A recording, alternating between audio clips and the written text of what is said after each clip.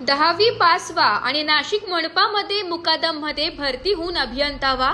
नाशिक महानगरपालिकेतील तांत्रिक संवर्गामध्ये मोठ्या प्रमाणावर बेकायदेशीर पदोन्नती झाल्याचं गंभीर आरोप सध्या समोर येत आहे। जाहिरात व मुलाखतीच्या माध्यमातून काही पदांसाठी भरती झाल्याचं दिसतंय, मात्र अनेक पदांवर पदोन्नती प्रक्रियेत शैक्षणिक पात्रता, सेवा अटी आणि शारीरिक क्षमता या सर्वच निकषांचा भंग झाल्याचं नागरिकांनी आणि तज्ज्ञांनी निदर्शनास आणलंय।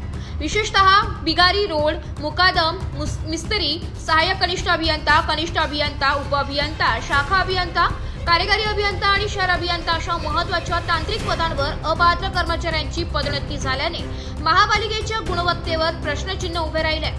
2006 मध्ये मिस्त्री पदासाठी झालेल्या पदोन्नती प्रक्रियेत 50% पदं आरक्षित ठेवली असतानाही आवश्यक पात्रता नसल्यानेही संधी देण्यात आली। काही कर्मचाऱ्यांनी सेवा काळात विभागाची परवानगी न घेता औद्योगिक प्रशिक्षण संस्था व इंजिनिअरिंगचे शिक्षण पूर्ण केल्याची माहिती असून त्याची अधिकृत खातर जमा झालेली नाहीये। या शैक्षणिक प्रमाणपत्रांची मान्यता तसेच ती मिळवताना घेतलेली शासकीय मंजुरी संशयाच्या भोवऱ्यात आहे। अजून धक्कादायक बाब म्हणजे सहाय्यक कनिष्ठ अभियंता पदावरील काही कर्मचाऱ्यांना शासन मर्यादा 5,000 ते 10,000 असताना मोठ्या प्रमाणावर निधी असलेल्या योजनांची मोजणी व लेखाजोखा करण्याचे अधिकार देण्यात आले। हे अधिकार नेमके कोणत्या अधिकाऱ्याने दिले याचा शोध घेण्याची गरज निर्माण झाली आहे। या साऱ्या घडामोडींचा परिणाम थेट शहराच्या गुणवत्तेवर झालाय।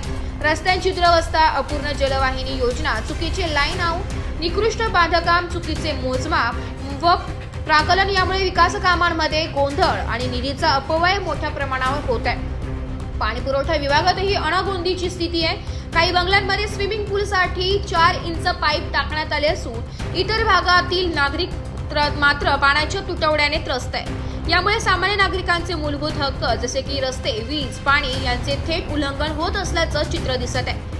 या पार्श्वभूमीवर नागरिक आणि लोकप्रतिनिधींनी शासनाकडे उच्चस्तरीय चौकशीची मागणी केली आहे। दोषींवर कठोर कारवाई होऊन शहर विकासासाठी जबाबदार, पात्र आणि पारदर्शक तांत्रिक यंत्रणा उभी राहावी अशी जनतेची स्पष्ट भावना आहे। नाशिककरांनी आता या मुद्द्यांची गांभीर्याने दखल घेणे अत्यावश्यक झाले।